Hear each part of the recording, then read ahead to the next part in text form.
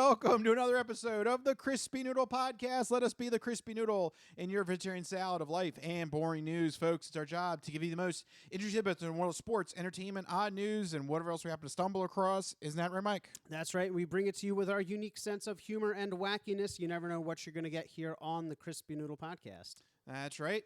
We've got some fantastic topics to talk about. We've got football in the throes of the playoffs.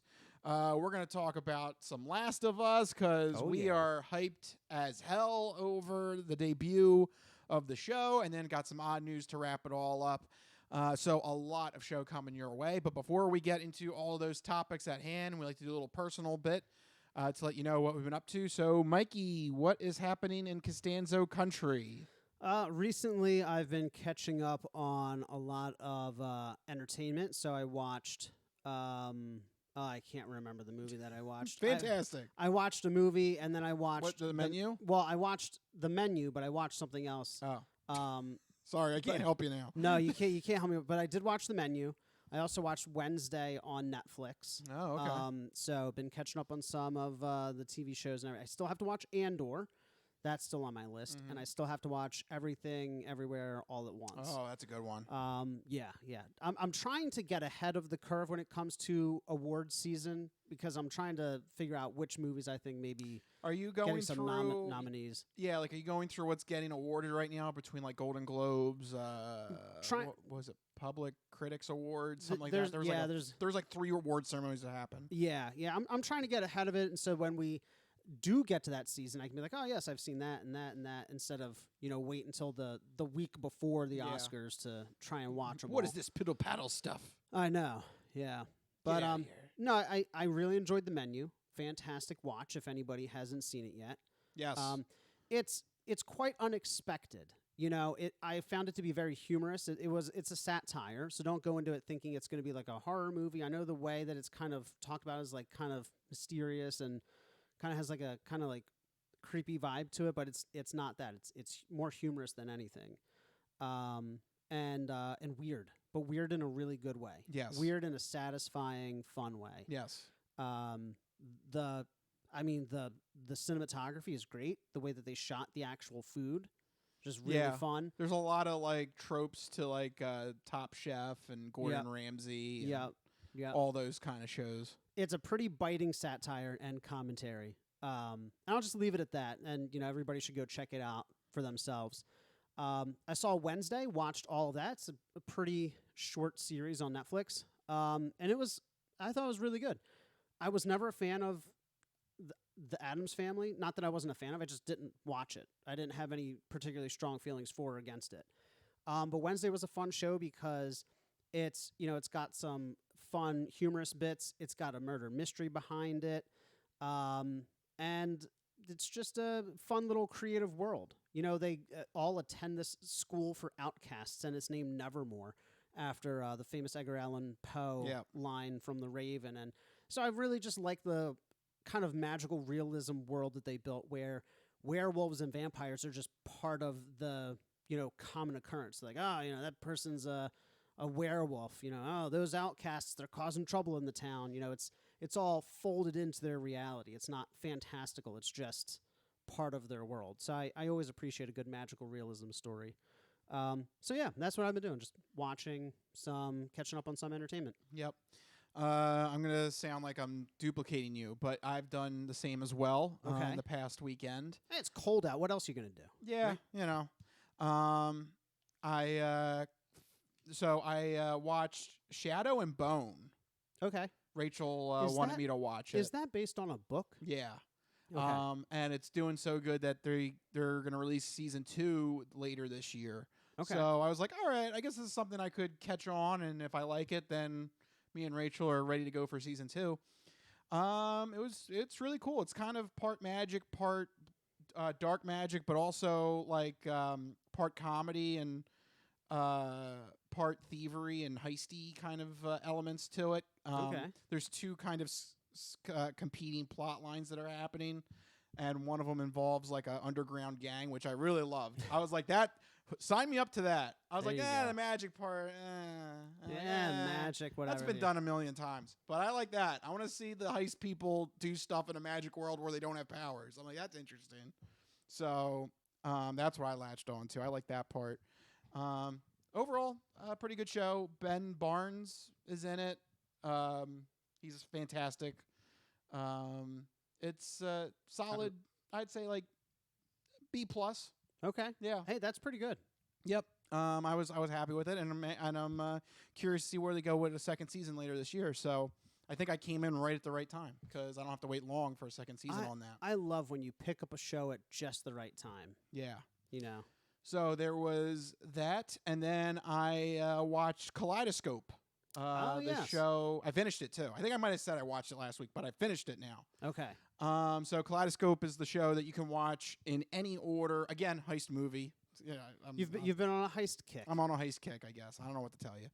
But the show is you can watch it in any order except the finale. The finale has to be the finale. But leading up to it, you can watch it in any order. And you pointed out to me, it's basically like a Tarantino TV show. Yeah. Because depending on how you watch the episodes, it jumps the timelines all over the place. So yeah, it's not something you haven't seen before. You're used to it if you ever seen a Tarantino movie. Right. That when you were describing it to me, I was like, oh, it sounds like, Reservoir Dogs or Pulp Fiction if it's broken up into episodes. Yeah. Because the way you describe it sounds like it's a series of vignettes, just Yeah. kind of like loosely stitched together. So I don't know why it was critically slammed. Maybe people are just not. Maybe they view TV as more linear than maybe like film. Like in film, there's lots of examples of non-linear storytelling. Mostly Christopher Nolan and Quentin Tarantino. Yeah, I think people were expecting to have some sort of different and I don't know, like blown away experience by watching it in certain orders or something. Which it's just a standard heist. Yeah, I mean, concept, it's a good heist story, but like that's kind of the ceiling. It's not like I wouldn't say it's like an Ocean's 11 or anything like that. It's a good B. I would give that one a B. Like it's a good, solid, just heist movie, but there's definitely a ceiling. It's not like it's not like a outrageously crazy twist at the end or anything like that. There's a little bit of a twist, but nothing like crazy. Nothing that throws you off. I feel like it would be hard to pull off a twist in a show that can be watched in any order. Yeah. But I still enjoyed it, and I think it's one of those things. If you liked like a Tarantino Reservoir Dogs, then you'll like Kaleidoscope. Okay. If that's not your thing, then you're not going to like Kaleidoscope. So, I do want to give it a try at some point. That is also on my list. Yeah. And yeah, again, you can watch it in any order that you want to. So it's I liked it. I enjoyed it. So there you go. Yeah, I've been watching a lot of things. I have to keep an eye on a puppy, so that's why I can't really do anything else. Man, this time of year though, it's the perfect time to catch up on TV because nothing new's coming out. Right? It's cold, so you're staying in, and you just catch up on the TV and the movies. And we have 4 great recommendations for you right there. Yeah, so there plenty of stuff to keep you busy. Yep. So make sure you watch those and tell us what you agree with in terms of our recommendations. All right, but we need to get to some news at hand, and this was a big weekend in the world of football. So let's launch into the Sports Sampler. So you're not good at sports. It's a very small part of life. Sports. In your face. Ha ha! Yep, sports coming at you in your face. And it was the Super Wild Card Weekend. Yeah, that's what they're calling it. Just Super Wild Card Weekend. But man, there were so many storylines to go around. So do we just want to go in like chronological order, or do we want to jump around like Kaleidoscope? I don't know. What do you want to do? I'll leave it up to you because, to be honest, I didn't get to catch many of the games on TV, but I did catch the headlines. And there were some. I mean, the name really does live up to it. It was wild. It was Wild Card Weekend. Yeah, there were a lot of interesting stories. I guess we'll do chronological order. Yeah, Just let's do chronological. Trying to organize this. Yeah. So I mean, 6 games. Yeah, there was a lot of games. Starting on Saturday, though, we had the Seahawks at the San Francisco 49ers, a great division rivalry.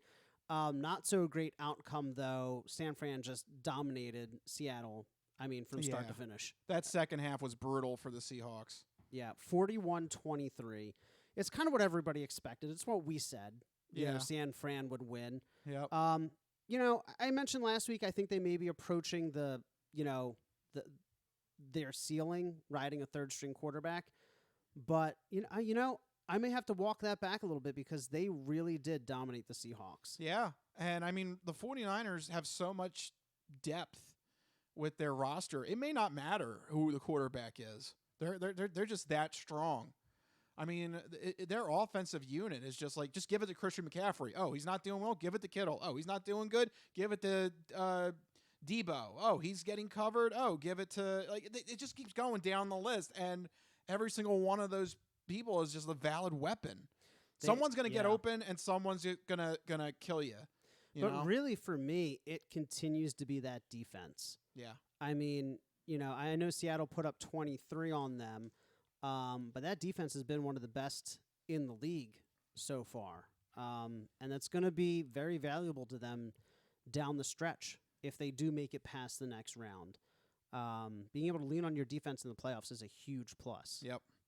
So 49ers with an easy win, almost like a bye week for them for being in the second seed of the NFC. Yeah. But one that was not so one-sided, the Jacksonville Jaguars shocked everybody. I think we both picked the Jags, though. Yes. In this matchup. So we kind of had our finger on the pulse. They were down 27-0, but then came back to beat the Chargers 31-30. Oh, no! We suck again! Yeah. And the Chargers, I think I mentioned it, or one of us mentioned it. Chargers going to charge. They can't. Chargers going to charge. That's the best way I can explain this.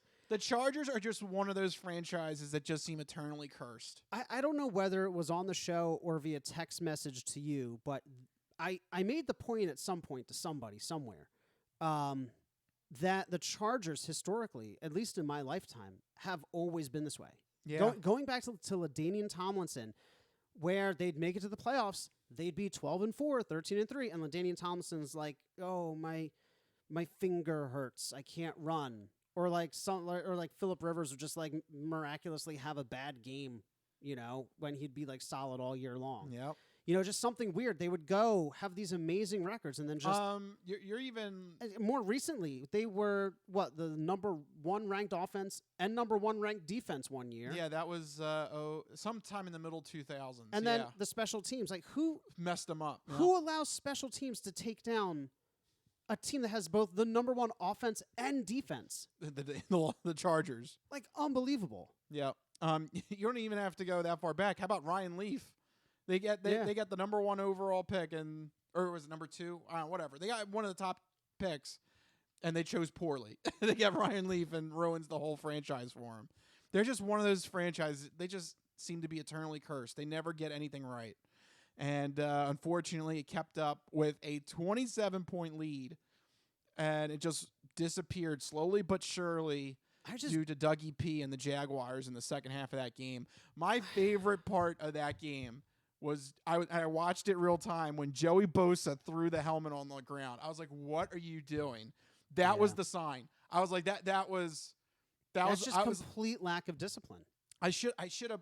Why didn't I think of this? I should have pulled out my DraftKings or something because I was like, they're gonna win. Jaguars are gonna win this game. Like that was such a boneheaded move by Joey Bosa to throw his helmet, and he did it twice. He threw it on the ground, and Brandon Staley goes and picks it up and gives it back to him, and he throws it on the ground again. Oh man! Like the referee's like, yeah, that's unsportsmanlike conduct. That's a penalty, and that's a big one too. Yeah, because that put the ball on the 1-yard line. Jaguars go for 2 instead of 1. And then they only needed a field goal to win, 31-30. That's the difference. Yeah. Joey Bosa and that damn helmet. They're undisciplined. And they are what did I used to say about them? My favorite saying was, they are the most overrated, underperforming team I've ever seen. Mm-hmm. Or something like that. They are just, I don't know, they're just eternally cursed. They never get a complete package. No. It never lines up that way. They're going to waste Herbert. And whether or not they're in San Diego or LA, I don't know. It's the same story. They should move back to San Diego. New city, same story. Right. It just that franchise is just cursed. So they're going to waste Herbert here, though. They had a shot here early on in his career, the past 2 seasons. As you know, the further along you get as a quarterback, the more money you command, the less options, the less flexibility you have as a franchise. Yeah. So Wasting a golden opportunity. Yeah, that's going to be an interesting offseason for the Chargers to deal with. But the rumor is they still want to run with Brandon Stanley. So good luck. Good luck with that. So those were the Saturday games. Sunday, we had 3 games. We had the Bills beat the Dolphins, although the Dolphins gave them a heck of a scare. This was not a case of a number 2 seed getting an easy opponent here, because the Dolphins almost won that game with a 3rd-string quarterback. Yeah, I mean, man, Skylar Thompson. Skylar Thompson, yeah. I thought that the Bills would have, wrapped that one up nice and neat, but it just goes to show you division rivals. Yeah. They really, it doesn't matter who they are, who they're starting, it's always going to cause problems for division rivals. Man, would that have been wild, though, if the Dolphins eliminated the Buffalo Bills? Yeah, as a 7 seed, yep. That would have been... That's right, because we have to talk about this now. 7th seeds, eventually there's going to come a time where a 7th seed pulls off like a 2008 New York Giants. Was it 2008? It goes all the way and wins the Super Bowl. Yeah, at some point. At some point it'll happen. Yeah. So when that happens, we will deal with it. But not this year. No. Then we had what some people are saying was the shocker of the weekend. And now, not for me. Yeah, no, not for us. We both picked the Giants here. Giants upsetting the NFC North champion Vikings and their quarterback Kirk Cousins, as you have pointed out here in the rundown, that Kirk Cousins is a bum. He is.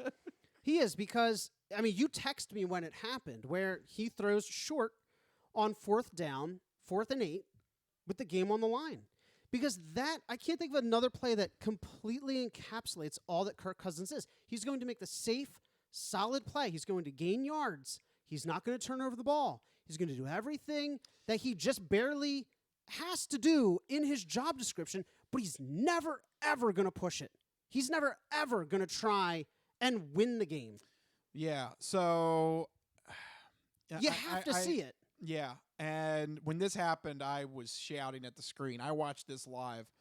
I couldn't believe on a 4th and 8, this is it. The season is on the line. They're down. He checks it down. He checks it down for a 3-yard gain on 4th down. Just no. This is it. The whole season is on the line. Chuck it past the 1st down marker. Throw it up. Give it a shot. You have Justin Jefferson. Yeah. Why isn't he getting the ball? Give it. Trust your wide receivers. Just chuck it up there. Brett Favre it. Yeah, exactly. Brett Favre it. I forget who it was. It was like 5 or 6 years ago. I don't know. It was somebody on Fox. I forget who it was. But they said something that was so poignant, and I can't believe this comes back to this. And that is the fact that if you have a top 5 wide receiver, if you have someone who's truly in that elite status, right, throwing the ball to him, even if he's double covered, is a better shot of success at converting the down than it is to throw it to some guy and he's on one-on-one coverage. That's why you have playmakers like that. Yeah. And that's a situation on 4th and 8, you get it to Justin Jefferson. That's a Justin Jefferson moment. Get it to him and see what he can do. At the bare minimum, maybe he could get a pass interference call. Yeah. Something, anything. It could be a miracle. What it happened, what was it, last year, 2 years ago against the Saints, where they chuck it up? Dalvin, no, that was Stephon Diggs. Stephon Diggs, yeah. You chuck it up. That was 4 years ago. That was like 3 or 4 years ago. Okay, we're both feeling our age. Yeah. That was the theme of the night during dinner and before the show, or how old we're feeling. Yeah. Time is elusive. Time is a construct. Time is a construct. Yeah. But, time is eternal. But the point that I'm getting at, and that was with Case Keenum. If Case Keenum had been in this game, I'm sure they would have won that game. Because Case Keenum would have chucked it up. Somebody else would just toss it past the 1st down marker. The point that I'm trying to get at is if you throw it up for your number 1, anything could happen. Pass interference. He could catch it. The defender could bobble it, and he could end up with your receiver could end up with the ball in his hands. Anything. Yeah, and if they're an elite wide receiver, it's worth the double coverage. We'll put it this way: if you throw it short of the first down, and I mean the coverage was tight. I mean, okay, maybe he misses, maybe he breaks one off, but you're already playing from behind. If you throw it short of the first down, you're playing from behind. Yeah. So, unfortunately, that game just it was a horrible way to end that game. Kirk Cousins is a bum. I read this headline somewhere that Kirk Cousins is the Costco of quarterbacks. Kirkland Cousins. It's just good enough to get you by, but he's not going to make the party. Yeah. And the thing I sent you from Colin Cowherd. Yeah. Kirk Cousins can make plays, but he can't. Or was it he? Oh shoot! Now I forget. I can try to look it up. Yeah, if you I want sent me you to. that because it was a good quote. I'm like, I should have thrown it in the rundown. I'm sure Mikey would appreciate this quote. Kirk Cousins is Minnesota nice. He's just a nice guy, gives you a valiant effort, but the ceiling is obviously there. Sure, Cousins makes plays, but he never makes the play. There you go. And that's really his MO. I mean, he's always statistically one of the best quarterbacks. He's a garbage time champion. He never pushes to win the game. He just doesn't have that X factor. I'll give him this. He's a good person to throw the football. He's not a quarterback though. There you go. Quarterbacks are leaders. He didn't lead them to shnakies. Oh, there you go, Schneckys. Good save. But yeah, there you go. Giants moving on with the upset of the week there. Then that night, Sunday night, was Bengals and Ravens. The Ravens also dealing with a backup quarterback as well. They almost knocked off the Bengals in a close game, but unfortunately, just one of the situations. Maybe if they had Lamar, maybe they would have done it. Yeah. And it's unfortunate to say, but that's really the headline here. Whenever you mention the Ravens this season is what are they going to do with Lamar Jackson? Because he doesn't want to be there. Apparently not. There's a lot of fire behind the scenes saying that this contract dispute is going to probably lead to Lamar Jackson heading out of Baltimore. I mean, would that be a crazy free agency coming up? That would be wild. Yeah. Honestly, though, it seems like the Ravens don't really want a franchise quarterback. That's never really been their MO. No. They won a Super Bowl with Joe Flacco. Elite Joe Flacco. People back then were trying to say he was like a top 10 quarterback. A top 10 quarterback, just like Kirk Cousins. Are you smoking crack? Hey. What is wrong with you people? You respect Delaware Joe Flacco. I'm not putting any respect. People are like, Joe Flacco and Kirk Cousins are my top 2 quarterbacks. Get out of here. Get out of here. I mean, it's like, am I going crazy? Am I going crazy, or was that like a thing back then? People are like, Joe Flacco's elite. Well, after he won the Super Bowl, yeah. Oh, my gosh. Yeah. The point I'm making is that the Ravens don't want a quarterback. They want a game manager. They want to lean on the ground game. They want to lean on the defense. That's always been their MO. Yeah. There are some teams that's like their just identity. Right. And the Ravens decided that's their identity. That's why they don't want to pay Lamar, especially when he's going to be injury prone with the way that he plays his game. Any mobile quarterback is going to inadvertently become a little bit more injury prone. Yep.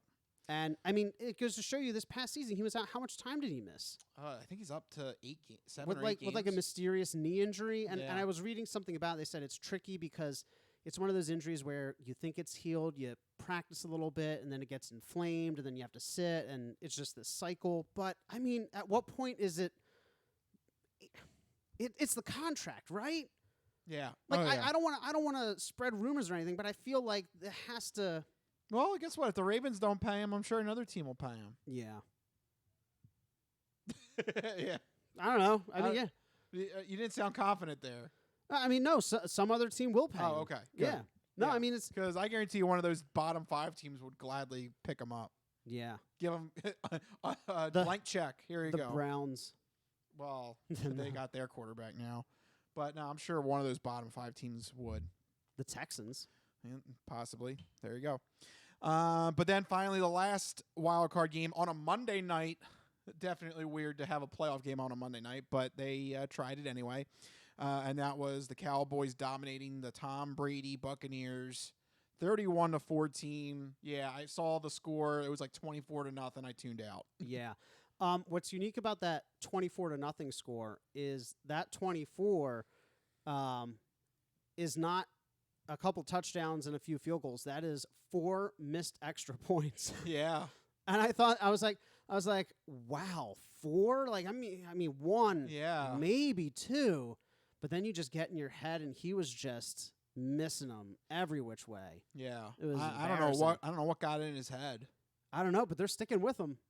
Well, Which it's kind of late in the season. I don't know what you can do. I just Would you really trust a blank kicker? no, but at I'm this just point really in the season. I'm just really excited that they're sticking with the guy who missed 4 extra points.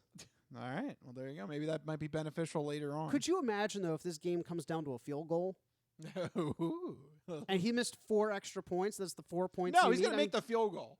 He's going to drill the field goal. No. I mean, what happens if the score had been like if the Buccaneers had come back and Oh. they won like 34-31? You get those extra points. Yep, that would have been the game. Yeah. You know, it's people forget about the extra points. Sometimes games are decided by. I mean, look at what was it? The Jaguars and Chargers. extra point right there. Instead Yep. of 1 point, they got 2, and it decides the game. This kicker's missing 4. Yeah. That's more than a field goal. Well, at that point, just go for 2-point conversions. At that point. They should have. Yeah. Don't put that idea in their head. Yeah. Well, speaking of what teams should do, I think that might be a good transition into our next segment, and that is our fantastic 4 picks for the divisional round. You ready, Mike? Let's do it. All right. So there we go. We got 4 playoff games this weekend. We're going to try and pick out who's going to win. So what are the games we're going to talk about? All right, first up, we have the Jacksonville Jaguars flying high after their come-from-behind victory, facing off against the number 1 seeded Kansas City Chiefs. One team has been there. One team is looking to go there. This is a Saturday 4:30 game. Rich, who wins this matchup? Boy, this is going to be an interesting coaching matchup because you've got Dougie P., who was a member of Andy Reid's staff. Yep. So a little bit of... Not too long ago either. I yeah, mean, not too long ago. Like 6-7 years ago. So this is a little bit of kind of, student coming back to face off against the master. Yep. But I got to say, Jaguars, I love the story. I love the fact that Trevor Lawrence went to Waffle House after the playoff victory. But I think the run ends here. Kansas City Chiefs are just too talented. Too many weapons on the offensive side of the ball. The bye week's going to be nice for them that they, had some time to catch their breath. And you have Patrick Mahomes. Like that. Need I say more? It just all the signs point the Chiefs in this one. Yeah, I mean, they're going It's to almost going to be. I hate to say it, but it might be almost another bye week situation. I have to agree. It would be ridiculous not to, just because the Chiefs are going to be comfortable at home. They've been here before. They have so many weapons. The coaching is fantastic. Really, they just have so much going for them. The Jaguars, it's a great story. I think maybe they follow like a trajectory of some of these other teams where they, have struggle one year and then they make it deep into the playoffs the next year. I think they can get there in the next couple of years, but I think this year, this is kind of their ceiling right now. Yeah. But it's been a fantastic run. It's been a success for them, all things considered.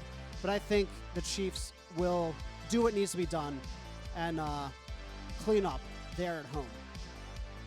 Next up, we have a rematch. This is going to be a lot of emotion in this game. The 3-seeded Cincinnati Bengals facing off against the 2-seeded Buffalo Bills.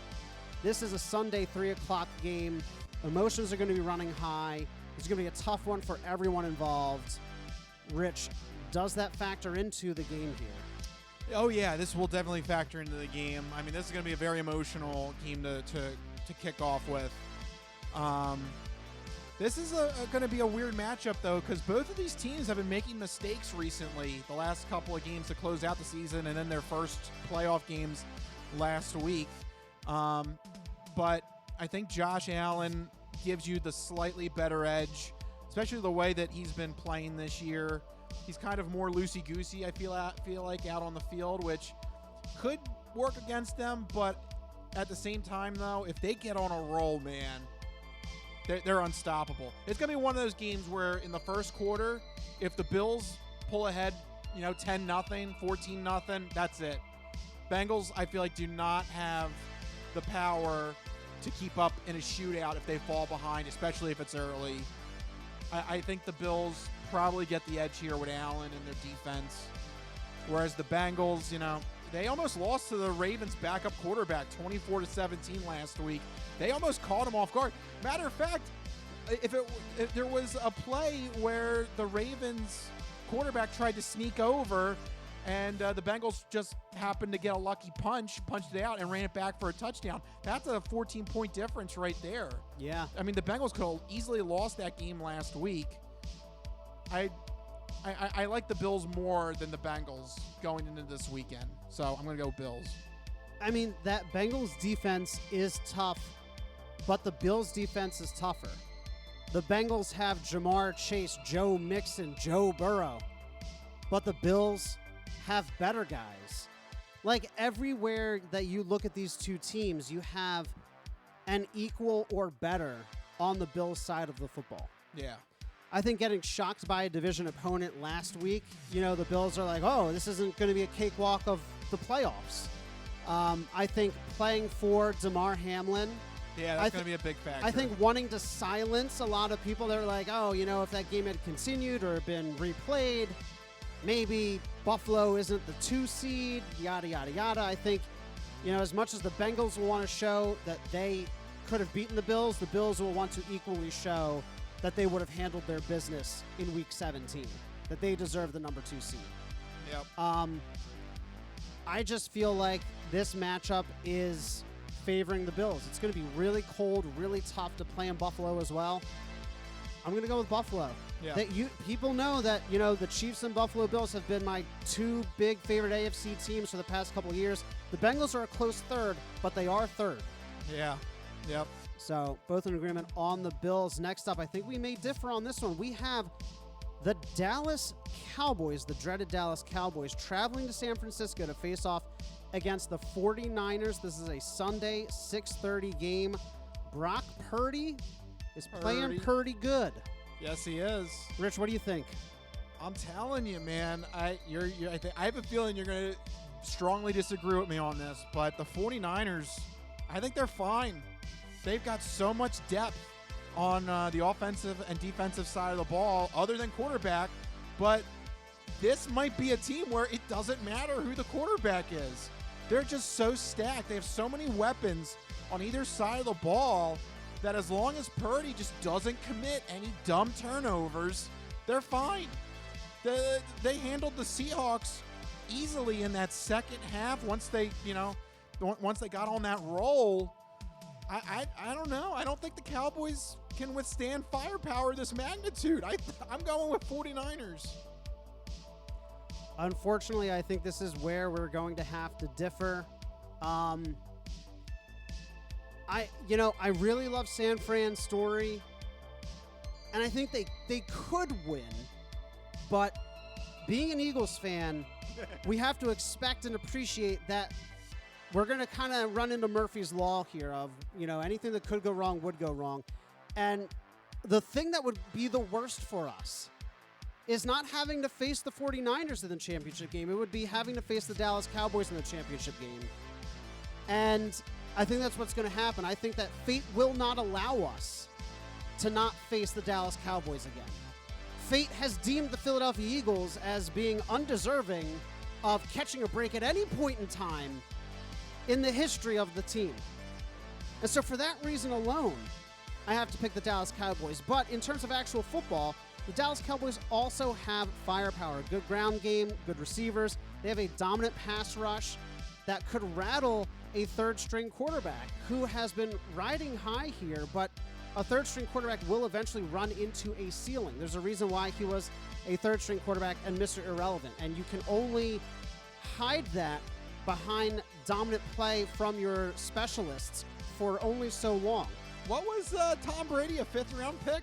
6th-round pick? Yeah, but how many Tom Bradys are there in football? I'm just saying. Are you telling me there's going to be a second Tom Brady? I don't know. Brock Purdy, he's been looking pretty good. Brock Purdy. He's okay. Purdy. He is pretty good. Yet I want the 49ers to win. I don't see it happening because the Eagles can't be that lucky. It's less the Dallas Cowboys being better than it is what is the path of most resistance for the Eagles. I think it's the Dallas Cowboys. Which kind of gave away my pick for the next one. Okay. But next we have the number 6 seeded New York Giants traveling into Philadelphia to face off against our very own Philadelphia Eagles. This is a Saturday primetime game. Rich, what do you think? Can the Eagles get it done? This is a rematch of just a few weeks ago. I will say the Eagles got so lucky that they got the Giants. Because I was really worried. I thought the Eagles were going to match up with the Cowboys. Yeah. And that was going to be the divisional game. Yeah. And I think that game, that could go either way. Giants, though, I think there is a ceiling to this Giants team where you just got to stop the run. If you can stop the offense from running with either Saquon Barkley or Daniel Jones himself. Daniel Jones has turned into a running quarterback. I don't know why people haven't realized this. He ran for 17 times in that Vikings game. He's running just as much as Jalen Hurts is running. They like running with Daniel Jones. I can't explain it, but they love it. Yes. If you are able, though, to stop the running game and turn this into a one-dimensional passing attack, I think that's when it becomes easier, and I think that's what the Eagles are going to do, and I think the Eagles pull out the win. Everybody likes to point to that game that we just played against the Giants, and they're like, oh, it was a close game. We shouldn't have won, yada, yada, yada. We're getting Lane Johnson back. We're getting Josh Sweat back. Avonte Maddox has his boot off. Jalen Hurts is now, another 2 weeks rested off of that shoulder injury. We're getting a lot of guys back exactly when we need to. The injury report, Giants have a bunch of players. The Eagles have 2. That's good. They have 2 guys on their injury report. Yep. Not only that, but do you think the Eagles are just sitting there eating popcorn, watching the playoff games? They may be. No, they've had 2 not. weeks to prepare for the New York Giants. I think the Eagles match up favorably against them. You shut down Saquon Barkley. They really don't have anything else. So I think the Eagles win this one, and we have to go face Dallas. I think that is what fate has determined. We're going to have to face both of our division rivals. I mean, think of the storylines, right? Like, it has to happen. Well, look, just throw Boston Scott out there. We'll be fine. That's what I'm saying. I mean, look, Rich, I mean, you're a gambling man. We missed it with the last one, but we should bet on Boston Scott anytime touchdown. It's basically a lock. It's just a moneymaker at this point. There's your gambling advice of the week, by the way. The gambling advice from me, of all people. Boston Scott has scored, I think it's 17 career touchdowns. 10 of them have come against the Giants in just 8 games. The dude's automatic. Yeah. He's automatic. It's a joke at this point. Did you listen to the mic'd up of Miles Sanders? He just finds a way. He's the giant killer. If you listen to the mic'd up of Miles Sanders from earlier in the season, he's like, give it to Boston. Give it to him. Give it to him. He's the giant killer. They know. They try to do it at this point. Yeah. He's going to score. Yeah. So there you go. Make sure you place a bet on Boston Scott. And there you go. That will wrap up our Fantastic Four picks for the upcoming slate of division games. Sadly, that's our last Fantastic Four pick. Yeah, after this, it's weird. It's like the, Terrific 2 picks or and something. the Super Bowl, yeah. So there you go. But with that will end the Sports Sampler, and we are going to go ahead and do a break. But don't go anywhere because we have the entertainment entree. We're going to talk about The Last of Us. Yes. And then some non-fortune cookie odd news coming your way. We'll be right back here on the Crispy Noodle Podcast. Don't go anywhere.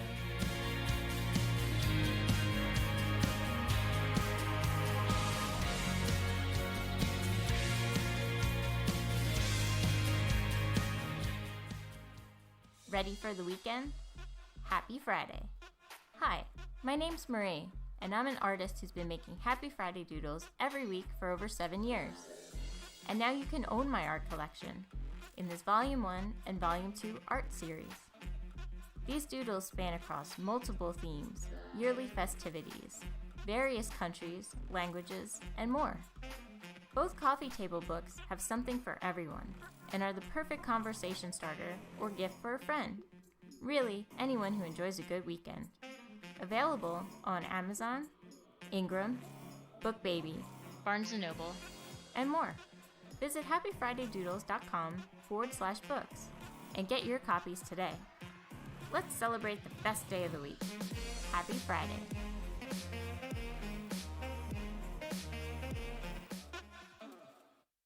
We're going to talk about 22-year-old Matthew Kyle Letham, and he decided to call police at 4:45 in the morning because he couldn't find a ride home after the bar at 4:45 in the morning. But that is not the actual oddity of this story. Police encountered Matthew Letham on the scene, and that's when they noted that this dude actually has a tattoo of the state of Florida in between his two eyebrows.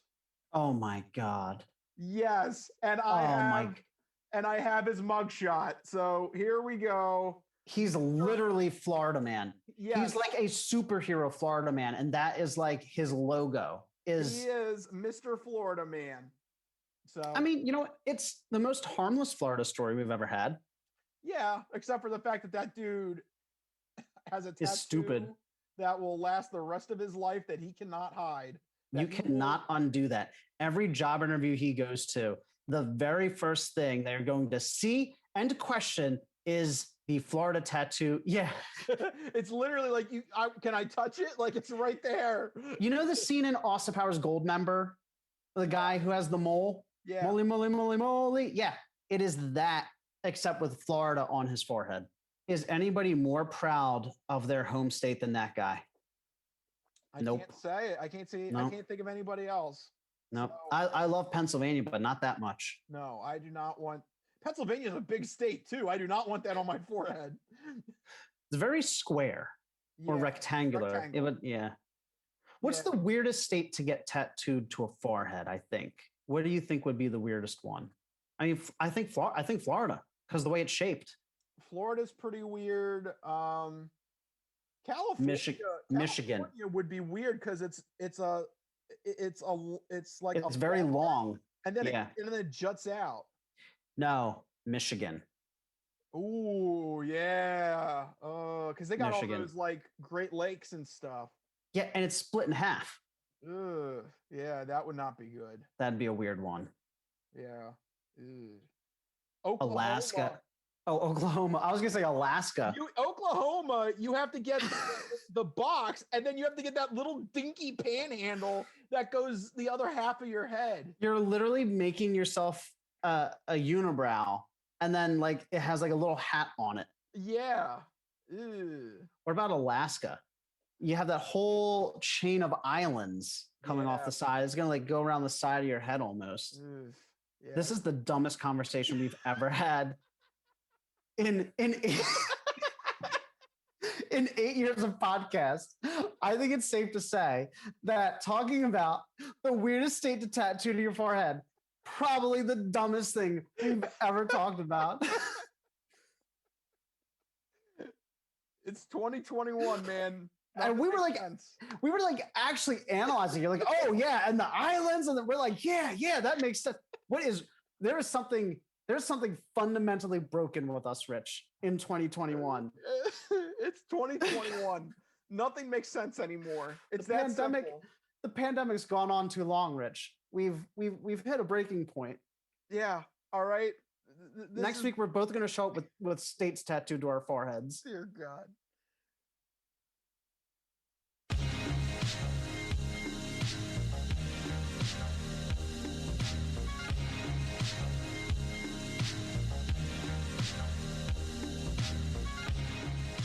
All right, well, I got news for past versions of us. 2023 doesn't make any sense either. You know, some of those clips don't age that well. Yeah. Remember back in 2019, I was saying 2019, nothing makes sense. Then it was, 2020, nothing makes sense. Yeah, well, 2020, 2019, we actually had the stinger at the end of every episode. And things got so weird, we stopped doing stingers Yeah. because life got that jacked up. Yeah. So we are not good predictors of the future. So Do not listen to us. Whatever we just picked in the Fantastic Four picks, just completely ignore it. Pick the opposite. Yeah. Do yourselves a favor. Whoops. Yeah. Do you ever feel like that sometimes? Yeah. George Costanza, the opposite. Yep. Yeah. If everything you do is wrong, then by nature, the opposite must be right. I should start living my life by that principle. I just love the scene in that where he goes up to George Steinbrenner and he's just like, your team stinks. You've run this once proud organization into the ground. How dare you make us fans watch this horrible baseball team at all times? You've caused us so much pain. And George Steinbrenner just pauses and goes, hire this man. If only it were that easy in real life, right? Yeah. Oh, All right, good God. Seinfeld reference. All right. Yes. Speaking of TV shows, let's just jump right into the segment where we go over some TV news in the entertainment entree.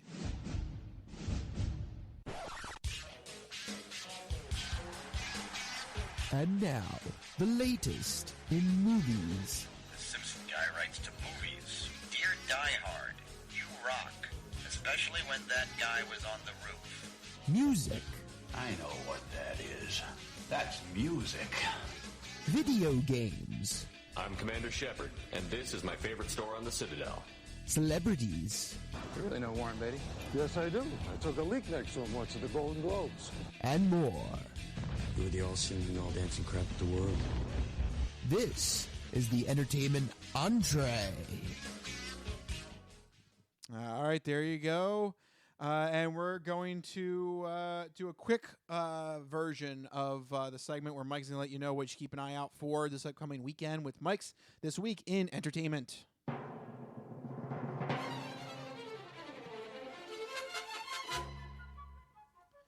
All right, Mikey, what is the suggestion for people?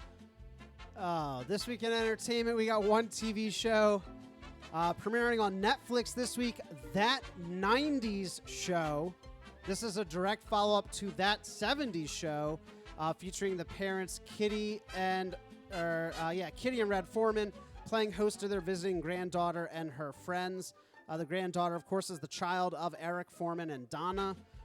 So it's, a direct continuation of that story. Many of the original cast will be making guest appearances throughout the series.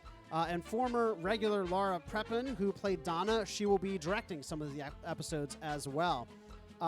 It looks fun, but also it's a little alarming, and that's why I'm laughing to myself because I'm reading this, and it's set during the summer of '95. And you were alive for that. I was alive for that, and that was almost 30 years ago. Yep. So think about when That 70s Show was on TV. It was so unique and fun and quirky because it's the 70s, and it was so long ago. And now that's what the 90s are to kids today. Like the 90s, oh my God, can you imagine the 90s? It's so fun and quirky how old it is. Well, screw you. And that's what we're looking forward to this week on TV, in entertainment. You're going to be out of touch. It's going to happen to you. Yeah, so there you go. Am I so out of touch? No, it's the children who are wrong. Yeah, so I don't know if you wanted me to talk about this, but when I was watching Kaleidoscope, one of the episodes of Kaleidoscopes, it starts out like a title crawl that says 25 years ago, because the current story is 2023. So it comes up on the screen 25 years ago. I'm like, okay. And the first song you hear is Fatboy Slim's "Praise You," and I'm like, "What? That's not 25 years ago." Oh no! I checked my phone. Yep, that album Fatboy Slim came out in '98. That's 25 years ago. Oof. I was like, oh, my heart. Right in the bad knees. Yeah, my heart fell. Oh, my medication. Radical. Is Yeah. that your final answer? All those references are from the 90s. Yeah. So hopefully you guys get it. I don't know what is our target demographic? Is it old people? Is it young people? We might be old people now at this rate. Are we like We're zooming past. Should we unintentionally and unironically be targeting like 40 somethings? Yeah, right. That's basically us almost. Oh no. All right, stop talking. Okay. This is getting worse by the minute. It is getting worse. I'm going to watch that 90s show and I'm going to relive those glory days. I'm going to see. I'm going to see. All right. With mine own eyes. All right. Well, let's get to some more exciting news. Let's get some modern news. Let's get to modern TV. Yeah. Something that's thankfully not that old. This past week saw the premiere of The Last of Us on HBO. Yep. Season premiere. Oh, Series man. premiere. Series premiere. Everything premiere. And we talked last week on the show about how excited we were, and how we had not been that excited for a series premiere in a very long time. Yep. You know, not a returning series, but a brand new series. I'd never been that excited. And Rich, did the show live up to the hype? Oh, I would say so. Absolutely. I think absolutely as well. Yeah. I mean, I was just amazed at how loyal they were to the storyline and to the visuals. I mean, there were definitely like the scenes where like the way it was shot is pulled directly from the video game experience. People who didn't play the video game, I don't know if they'll appreciate what it means to gamers to see something that faithfully recreated. I mean, the scene that pops into mind is when they get in the car early on and they're driving towards that T intersection. Yes. And they see the cop cars go by.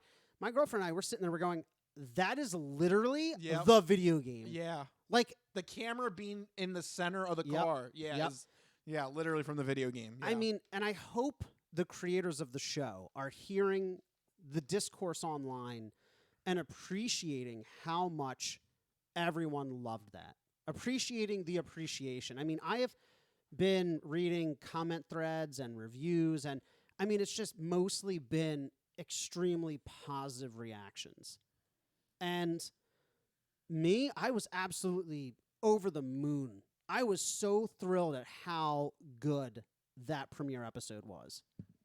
I mean, legitimately good. I don't know, maybe I'm biased because I'm a huge fan of the video game. No. But I mean, I could feel the tension. So I'm kind of lucky in this respect. I got Rachel involved. Right. And Rachel never saw the video game. Okay. So I feel like I have a good North Compass with Rachel because she doesn't Right. know what's coming up next. Right. And don't anybody spoil it. No. I want her to experience it blindly and everything like that. And she even said, wow, that was like really was like a well shot, well made show. Yeah. And she's excited for next week's episode. Yeah. I mean, and that's the best part is it leaves you excited. That's always, a sign of a good show to me. Is it leaves you with a dramatic question that forces you to keep watching. And it did that just splendidly. Some of the other things that I love just in terms of the show itself, the cold open was fantastic. A complete deviation from the video game. Yeah, the TV show. The TV show 70s. Set in, I think it was like 1960 something. Yeah, 60s, where, 70s. And this isn't really a spoiler for anybody who hasn't. No, it's the first 5 minutes. It's the first 5 minutes. But it opens with a couple of scientists talking on like some kind of like televised forum, right? And they're talking about what the scariest, kind of outbreak would be. Yeah. And they're like, oh, what keeps you up at night? Viral outbreaks, bacterial outbreaks, and the one scientist goes, no, it's a fungal outbreak. And they're talking about what would make it so scary. And then, boom, cut to 2003, and we're dealing with the onset of a fungal outbreak. But it was that opening sequence really was so amazingly contextualizes the entire show. And I listened to the companion podcast earlier in the week, which I think everybody should go check out the companion podcast as well. Really lends a lot of great insight into the creation of the show. But the creators talked about how they wanted to, the video game just drops you in the middle of it and you just accept it because it's a video game. Yeah. But they wanted to recontextualize it because they wanted to show that just like in real life, there's always warnings decades before something happens. You know, there's always like, you know, some group of scientists are like, hey, watch out for X, Y, and Z. You know, this could be a big deal. This could be serious. And so they did that in the show to let people know that in that world, there were people talking about this for decades, right, before it eventually happens, and how that mirrors how things happen in real life. They also wanted to do that because they acknowledged we're in a post-pandemic world. Yeah. Right? Where a viral outbreak, everyone's like, been there, done that. You know, did you have it? I had it. You know, that's kind of like how conversations start almost. And so they said they wanted to make people realize that this is something completely different than just a normal zombie virus or just a regular real world virus. This is something unique and equally, if not more terrifying than that. And it did that spectacularly. Yeah. I mean, it had me scared. And I mean, I think it has to, considering this is based on a real phenomenon that happens in ants. Cordyceps is a real thing. Yeah. That part is not made up for a video game's sake. The next time I eat a mushroom pizza, I'm going to look at that mushroom and I'm going to look at it a little differently. Yeah. Uh-oh. No, yeah, it's a real thing. Go look it up, people. It's if people don't know, the premise is that a fungal outbreak takes hold of the world and you know, kind of infects people like it does ants and kind of like controls them, which is super creepy. Yeah. So yeah. Anyway, it's funny because it is zombies, but it's a whole different kind of zombies. Yeah, I would argue it's almost not zombies though, right? Because they're not like the dead aren't reanimating. It's something. It's not traditional zombie. It's almost alien more than anything. All right. Yeah. Interesting toss-up question. Is The Last of Us more zombie or alien? I mean, practically, when you're playing the game, they're zombies. They act like zombies. If you get bit, but in this you die. TV show, I would say they're almost alien-like because it's a fungus. It's something else living that's taking over a body. Yeah. And puppeteering and puppeting it, which is, I mean, terrifying. It's spine tingling. You know. It's awful. I think you made the point, because if it was a zombie movie, the dead would have to reanimate. Right. And they don't do that. And they can, without spoiling anything, they can die. Like, you can kill an infected. Right. You can destroy its body. It's not like a zombie where you have to double tap, you know, shoot him in the head kind of thing. Yeah. That's an interesting pop-up question. I liked it. Yeah, zombie or alien. In the video game, they are more zombie-like. Right. They have to be for gameplay. But I think in the TV show, it's going to end up being more alien. Yeah, that's interesting. Yeah. So let's get into the nitty-gritty of the show itself. What else did you love about the show? Or the first episode. Pedro Pascal, I think, hit a home run here. The casting. He is man. Joel. He did it. I was worried about Bella Ramsey. She killed it too as Ellie. Mm-hmm. I mean, the casting from top to bottom, I think, was spectacular. Yeah. I mean, super believable.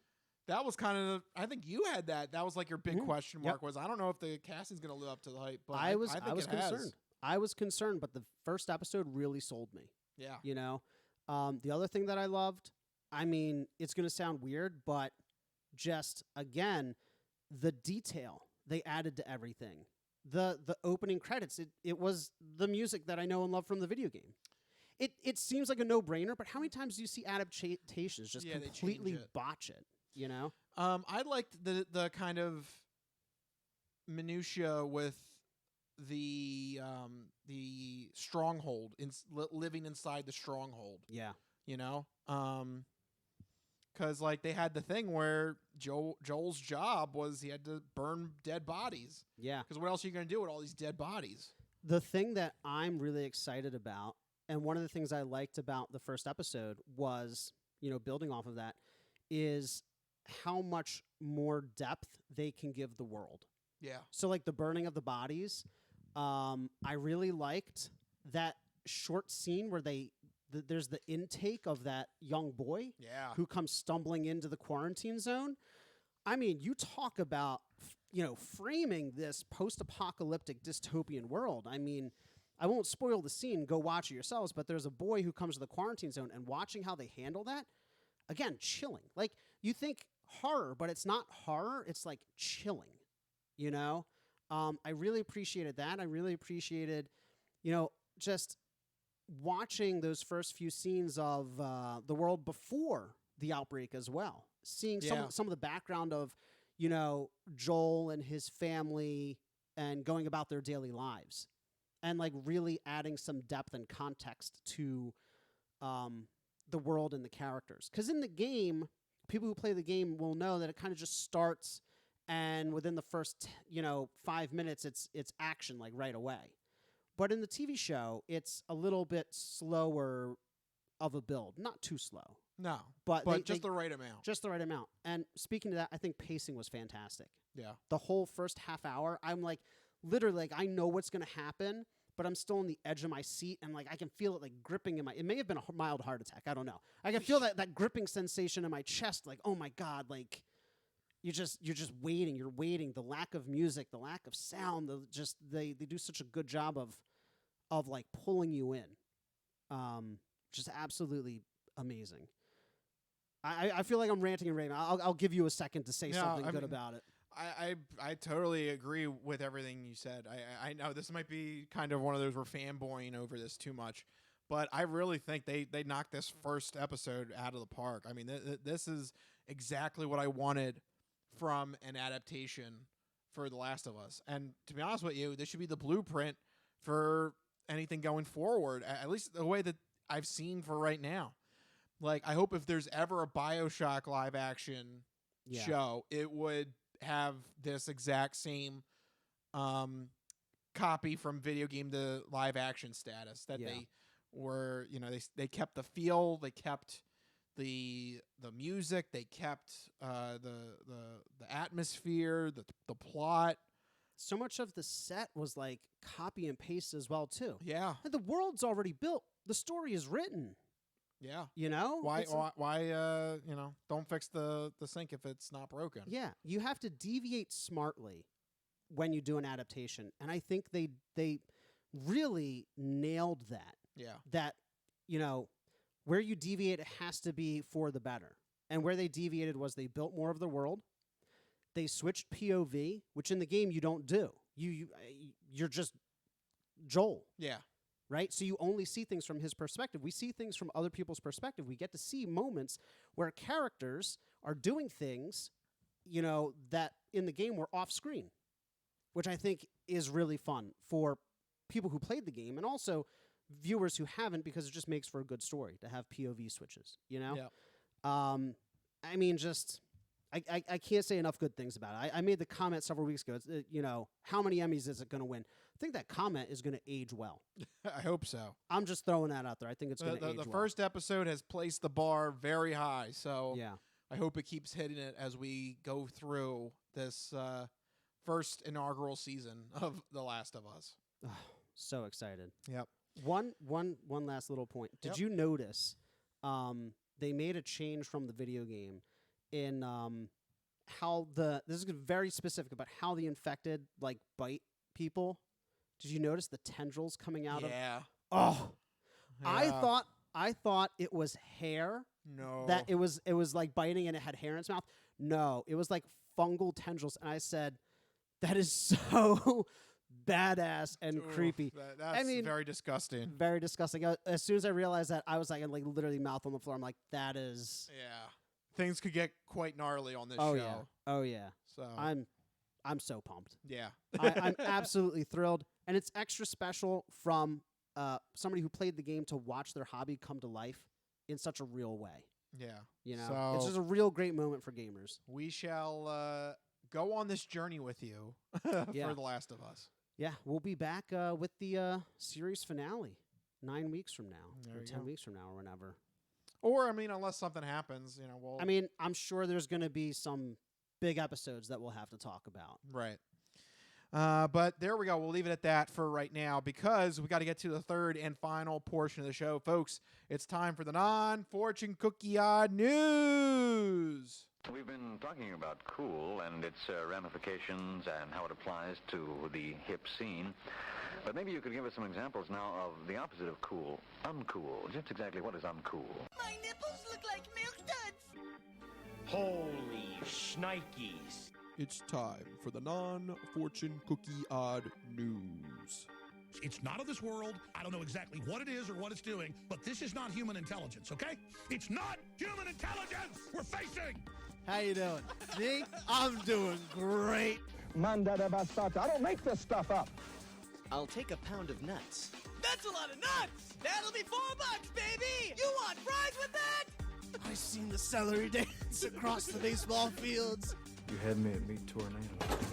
No, go past this part. In fact, never play this again. Okay. What does that mean?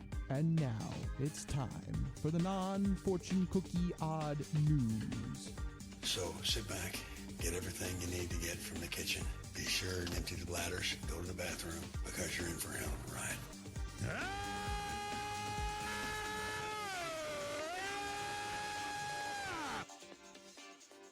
Woo, odd news. That's right, everyone. It's time for the non-fortune cookie odd news. Here in this segment, Rich researches the news, he reads the news, and I react to the news. He finds a weird and wacky story and keeps it hidden from me, which ensures that all of my reactions are my genuine gut reactions to hearing this story for the very first time. I don't know what's about to happen. You guys don't know what's about to happen. And even Rich doesn't know what's about to happen because these stories always take us down wacky and wild paths. And I'm ready to get started. Where are we heading to? All right. Well, we're coming off the heels of The Last of Us. This might be something you might link together. Okay. This has officially been reported by KCCI, the CBS Des Moines affiliate in Iowa. Okay, Iowa. Yep. The random state. Yep. Wait, didn't we just go to Iowa? Yep. Well, they're back. Oh, and this is confirmed from affiliate KCCI. The staff at a central Iowa funeral home were surprised when a woman who was believed to be dead turned out to be alive in their morgue.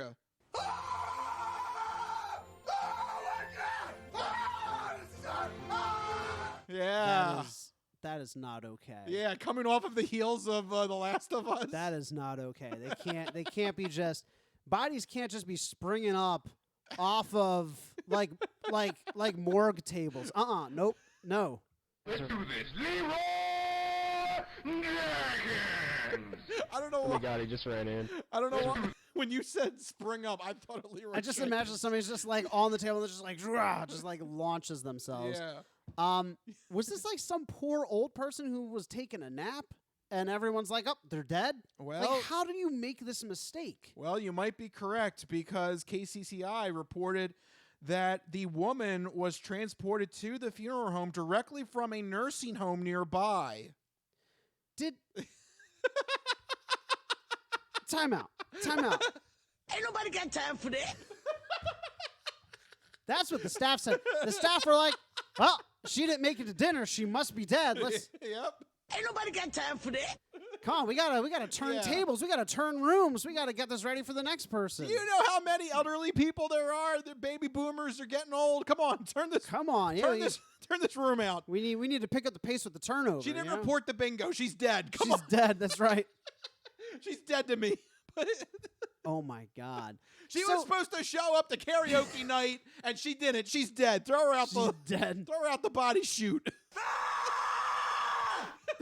This lady's like literally taking an afternoon cat nap, and they're like pulling the sheet up. They're like putting her on the gurney. She's gone. Mark it. 2:30 in the afternoon. I just want that image. They just chuck her down a chute. Chuck her down the laundry chute. This is especially alarming because I'm pretty sure these old folks' homes are supposed to have like nurses and like medical like people on staff, right? Hello. Like there should be one person there who can take a pulse. Yeah, right? No? No, nobody. They just take people's word for it. They poke their head in the room. They're like, she ain't moving. Well, she ain't moving. Did they see if she was breathing? She ain't moving, and she didn't redeem her bingo cards. Bye. Yeah, basically. Bye-bye. Her tapioca pudding is untouched. She's dead. That's the metric. How many spoonfuls of tapioca?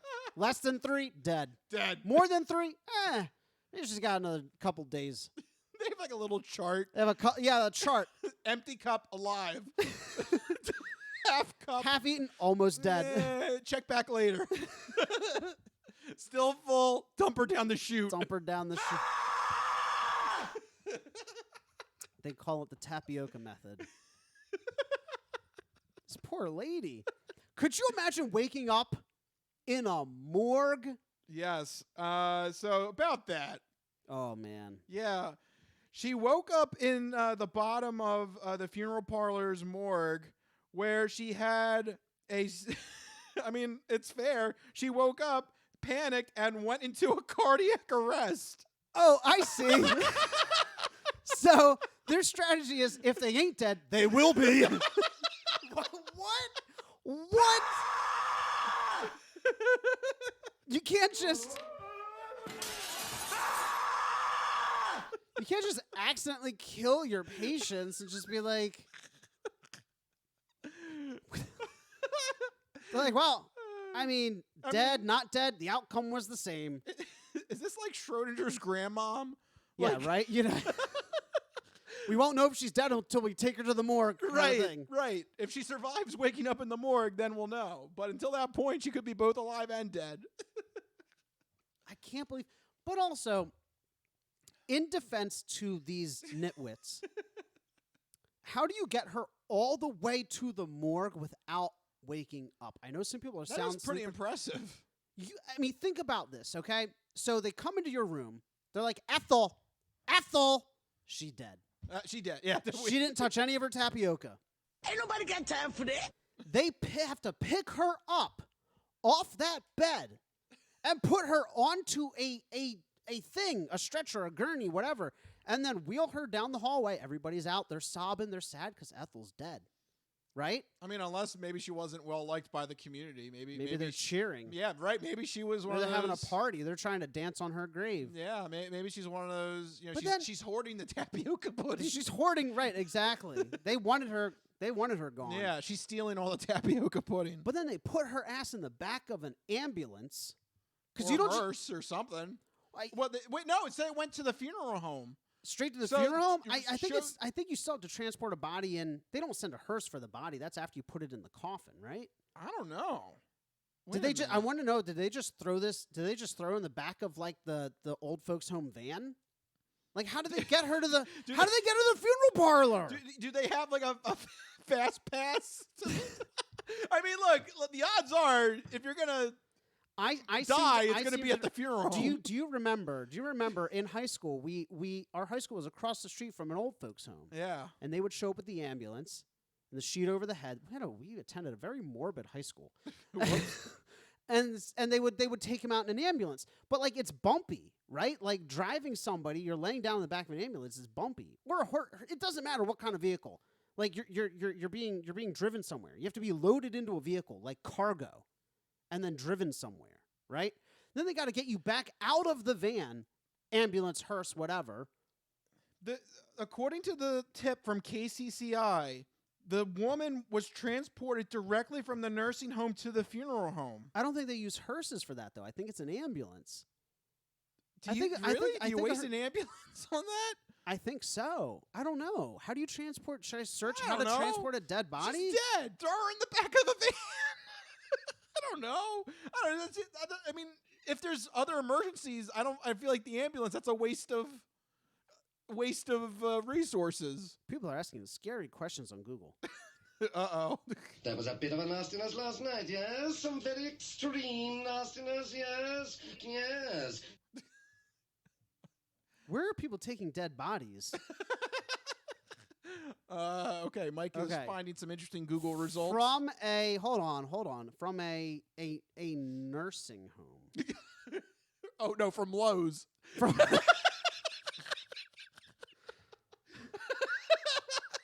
Oh wait, here we go. How to transport a deceased loved one back home. No wait. From Lowe's. I don't know how to look for this. Elmer really loved Lowe's. He loved smelling all the wood and playing with the plumbing. That was his favorite thing. From Lowe's. I mean, there've been weirder things. I mean, Okay. but anyway, regardless of what kind of vehicle, it's not a smooth ride.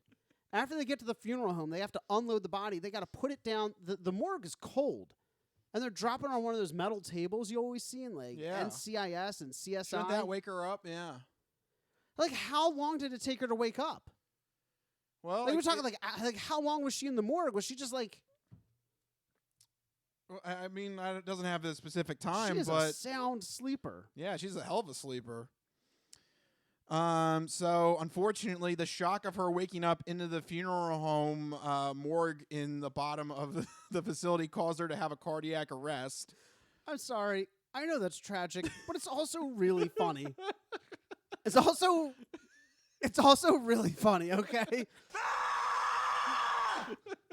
I mean, obviously, that's sad. I feel bad for her, but like you go down for a nap in your home. You're like watching some rerun on TV, and you wake up. There's like cold clinical lighting on a metal table. You're fully naked. Yeah. Yeah, you're on a cold slab. Maybe she took her nap in the nude. I mean, who knows? I don't know. People get up to freaky stuff in those nursing homes. At that point, then an ambulance was called to take her to the hospital. She's going everywhere. Yeah, what a wild week. Man, Ethel's all over the place. Nothing's going to keep her down, man. Yeah, She's living her fullest life. She appears to be in stable condition at the hospital. I'm sorry.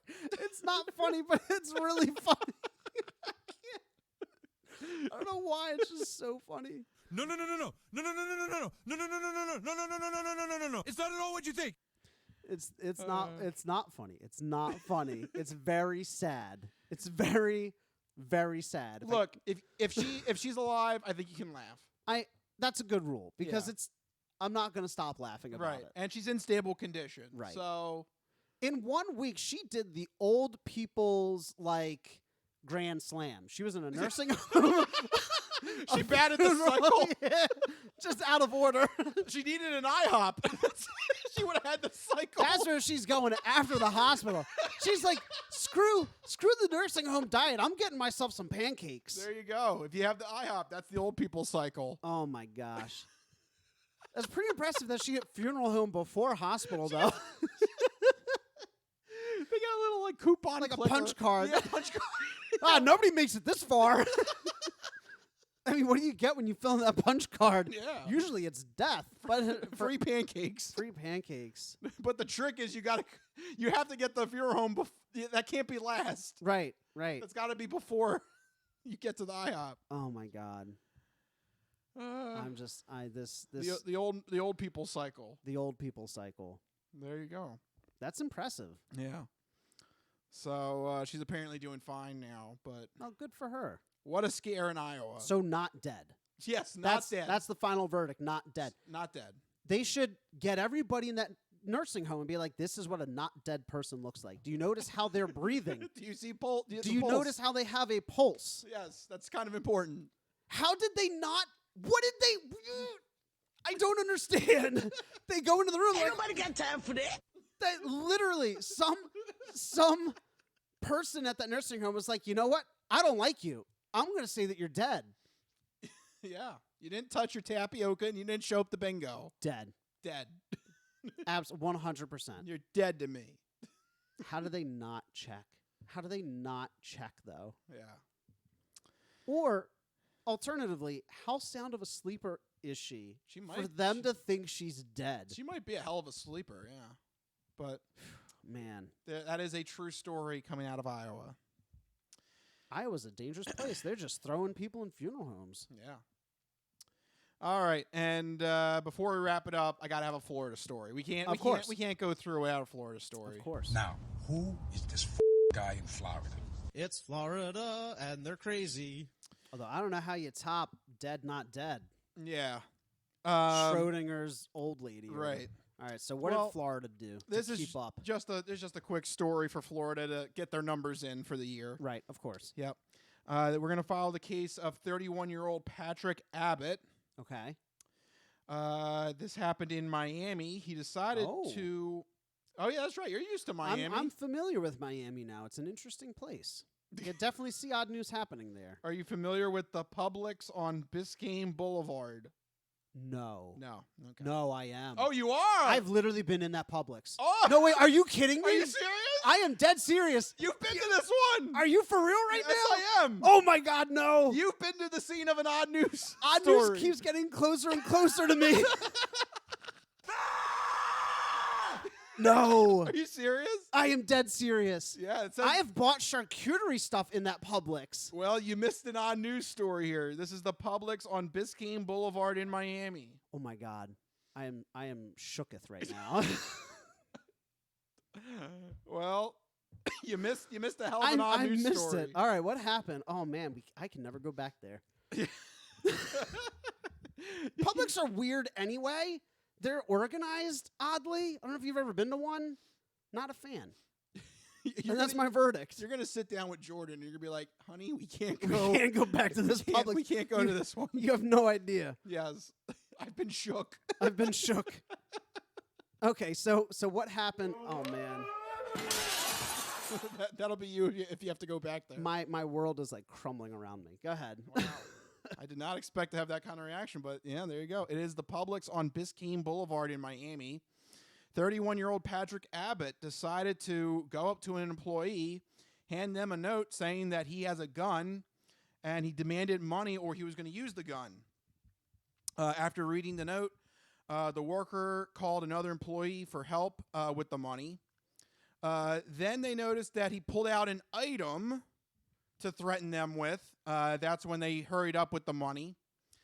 However, looking back on the security tapes, that's when they realized that he did not have a gun on him that the employees thought he was threatening them with, but instead he was threatening them with a black stapler. I believe you have my stapler. Yes. He was using a stapler as a gun for his robbery. Oh, my God. I believe you have my stapler. I believe in my stapler. I feel like that is something that would happen in Miami. Yep.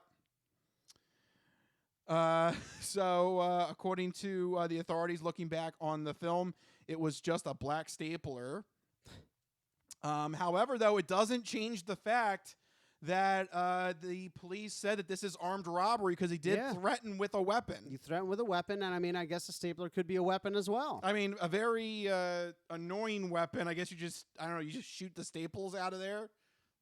You could go and I don't know, staple somebody's finger or something. I believe you have my stapler. I believe you have my stapler. People will go to great lengths for a stapler if you've seen Office Space. Yes, a very good stapler they will. Yes. Yeah. He didn't get that far apparently. Miami-Dade police said they actually caught him 4 blocks away. Jeez. Didn't even try. Yeah, what's the logic there? You got to get further away than 4 blocks. You know what the cops aren't going to expect? A thief that stays in the location. You know what? He has to return the stapler back to the office he stole it from. It probably had like a little printer name on it. Like, Jim Bob at the local Office Max. Shoot, I got to get it back to him. Oh, my God. Why would you stay in the same area? It never ceases to amaze me that people will commit a crime and then just hang around. Yeah. It's just part of their schedule. They're like, oh, do crime. And then they just move on to the next thing, which is return stapler. Return stapler. Yeah. Pick up. Okay, very good. Pick up milk and eggs at the grocery store. I guess that's part of the first step. Yeah, I mean, you were at the Publix. You are at the Publix. Why didn't you get? Yeah, you might as well get the bread and milk while you're there. They're not that bright. No. It's 2 separate steps for them. Yeah. He was arrested and charged with armed robbery. So wow. Well, now I know that that's a dangerous Publix, I guess. Yeah, I think Publix on Biscayne Boulevard. Biscayne Boulevard. And where in Miami? Because there's lots of Publix. And I think there's a few. Biscayne Boulevard's a very big street, so there may be more than one. Yeah, I don't know. It just says the Publix on Biscayne Boulevard. I feel like I was probably at or near that Publix at some point. There you go. God, man, that's not okay. Yeah, the odd news is like circling around you between. It's been this, North Wales. It's been North Norristown. It's been. Yeah. I'm waiting for the day where it's like Ambler. Like 2 blocks down here. Yeah. Yeah. It's like right here at the CVS. Yeah. Or like the Ambler Theater or something. Yeah, Ambler Theater. Yeah, someone, I don't know, gets in front of the screen and gets naked. I don't know. That sounds like something. As Ambler becomes more popular and more populated, you can't rule it out. Yeah. And there you go. That's what I have for you this week in the non-fortune cookie odd news. That's amazing. Scaring the crap out of Mike. Scaring the crap out of old Ethel or whatever her name was. Yeah. Just heart attacks all around. Heart attacks for everyone. Yeah. Dishing them out. That's here right. on the Crispy Noodle Podcast. So thank you for surviving our show. And if you've enjoyed the procedure and you've made it this far, make sure you support us in everything that we do. You can go to thecrispynoodle.com. You can follow us on all the social media accounts, Facebook, Twitter, Instagram. But most importantly, if you want to help us out, make sure you find a way to get our episodes delivered to you religiously every week. That can be either on YouTube by going to our YouTube channel page and hitting the subscribe button. It could be on Facebook, going to Facebook Watch and making sure you see the episodes on Facebook Watch. Or on Spotify, you can go to Spotify, watch the show. Or if you want to listen to us as a traditional podcast, put Spotify on in the background, and you can do so. And you can take us on the go with you on Spotify using Android Auto or Apple CarPlay as well with that method. That's right. So many ways to check out the Crispy Noodle Podcast. But if you need to get in touch with us individually to share your sports, entertainment, or odd news stories, you can find us on Twitter. I'm at Mikey Costanzo, MikeyCostanzo. And I am at Rich Liebig, RichLiebig. Find us on the Twitters and let us know what's happening. For the upcoming week, check us out on social media because we're going to be doing a little bit of traveling. Yeah, we're going to be out and about. Yeah. Maybe should have mentioned that, but we forgot. We will be on the go. Yep. We may not have an episode next week due to our travel schedules. We'll be flying about and being a part of the hustle and bustle. So follow us on social media so you see what we're up to. Yep. But for right now, that will wrap up this episode of the Crispy Noodle Podcast. Let us be the Crispy Noodle in your vegetarian salad of life and boring news. That will do it. Anything else, Mike?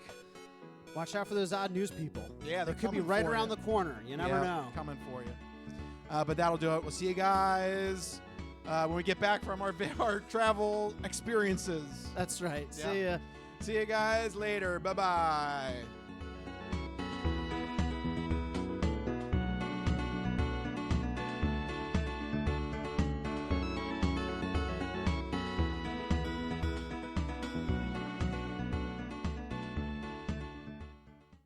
Some of us have great stories, pretty stories that take place at lakes with boats and friends and noodle salad. A lot of people, that's their story. Good times, noodle salad.